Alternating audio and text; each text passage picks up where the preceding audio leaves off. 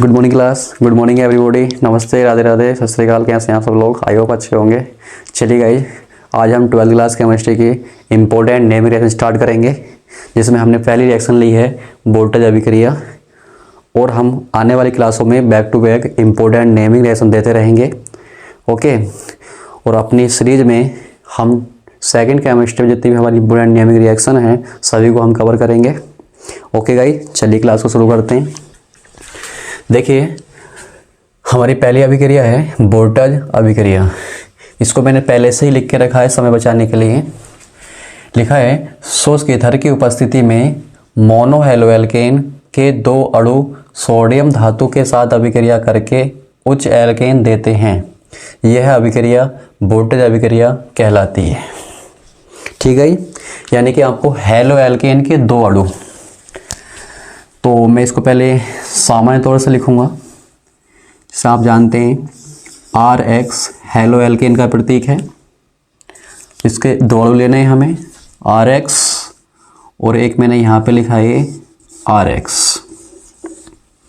ठीक, और सोडियम धातु के साथ अभिक्रिया करवानी है तो सोडियम धातु ले लिया ये, और मैंने इसके भी दो अणु। ठीक, और किसकी उपस्थिति में करानी है? शुष्क ईथर की उपस्थिति में यह अभिक्रिया होनी है।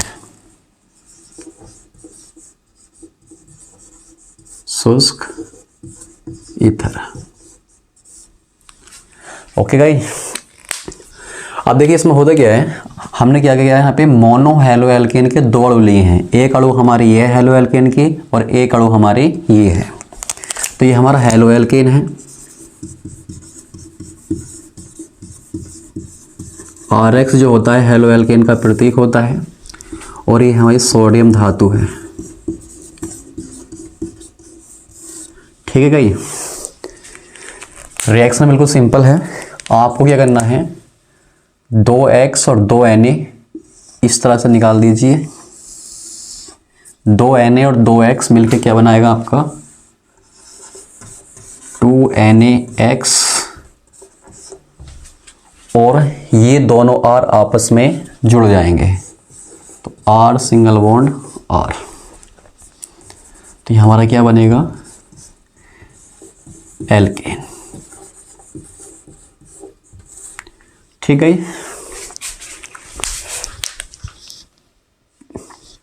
ओके। तो इस प्रकार से आप देख रहे हैं कि हेलोएल्केन की दो अणु सोडियम से क्रिया करके एल्केन दे रहा है। ये हमारा मुख्य उत्पाद है एल्केन।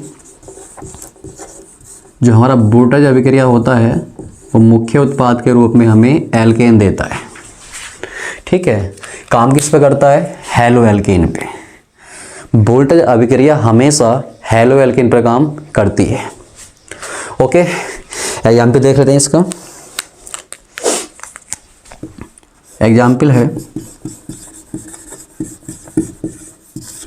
जैसे हमने कोई हेलोएल्केन लिया, कोई दो कार्बन का ले रहा हूं मैं, CH3 single bond CH2X। Sodium धातु से अभिक्रिया होनी है, और हेलोजन के स्थान पे कोई ले लेते हैं हम लोग Cl।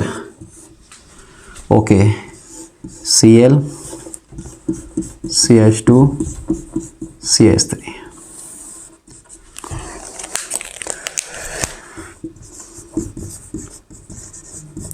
अभिक्रिया हमारी शुष्क ईथर की उपस्थिति में होनी है। अब यहाँ भी वही करना है हमें, सिंपल। देखो जो बंदा है हमारा ये क्या है इस समय, क्लोरोएथेन। आईयूपीएसी में लिखोगे क्लोरोएथेन, कॉमन नेम लिखोगे एथिल क्लोराइड। अब यहाँ से क्या होगा, 2Na 2Cl, NaCl बन के निकलेगा।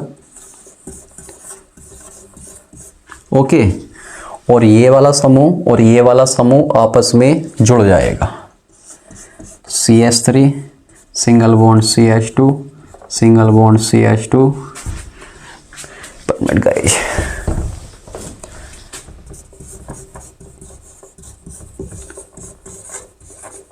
Cl।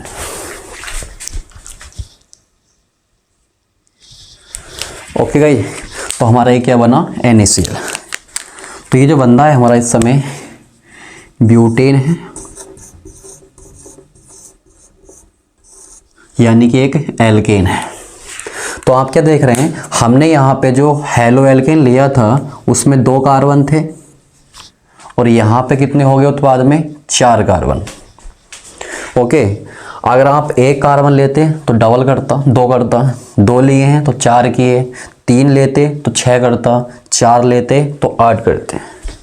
तो हमारी जो वोल्टेज अभिक्रिया होती है वो हेलो एल्केन के कार्बनों की संख्या को डबल कर देती है और इसका इस्तेमाल हम इम्पोर्टेंट जो हमारे कन्वर्जन होते हैं उसमें हम इसका इस्तेमाल करते हैं। ठीक है, जैसे मान लीजिए हमारा कोई सवाल आ गया, जैसे मान लीजिए क्लोरोप्रोपेन से हेक्सेन कैसे प्राप्त करोगे, तो आपके क्लोरोप्रोपेन में 3 कार्बन है और हेक्सेन में 6 कार्बन है, तो 3 से 6 करने हैं। तो आपको वहाँ पे क्या लगानी है, वोल्टेज अभिक्रिया। जब भी कार्बनों की संख्या को डबल करना होगा हमेशा हम वोल्टेज अभिक्रिया का इस्तेमाल करते हैं।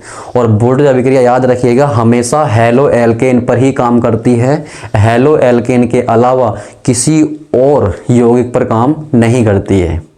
ठीक है, हेलो एल्केन पे काम करती है और हमेशा एल्केन देती है और कार्बनों की संख्या को डबल कर देती है। बस इतनी सी बात है इसके अंदर। ठीक है, और इसके जो हमारे क्वेश्चंस हैं हम लोग इनके क्वेश्चंस को कन्वर्जन में कराएंगे, उसकी भी एक सीरीज चलाएंगे हम लोग कन्वर्जन की, उसमें हम उसको देते रहेंगे। ठीक है, तो ये थी हमारी वोल्टेज अभिक्रिया।